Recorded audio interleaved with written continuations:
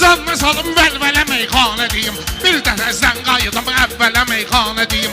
Səninlə mən səhərəycəm belə meyxanə deyim. Lökmədən açan sağırdı, yasamal tapılmadı. Çox intizarımız vəslimizə qovuşmağa ehtiyac var Həşimov Poladımızı soruşmağa. O boyda generalımız getdi vuruşmağa. O boyda generalımız getdi bizim vuruşmağa. Qabağına çıxmaq üçün bir general tapılmadı. Ay Rəşad ömrü boyu bəla verdilər Aydına. Qüssələr, qəmlər ələ cəfa verdilər Aydına. Bilirsiniz Löşün qızıl nida verdilər Aydına. Çünki onun adına layiqli medal tapılmadı.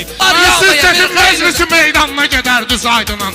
Belə qardeş kimi ünvanına gedər düz Aydının. Aydının adını demə, yanına gedər düz Aydının. 73 gün ağrıdı, bir şamal tapılmadı. Sən elə bilmə qabaqdasan biz çatan döyünük.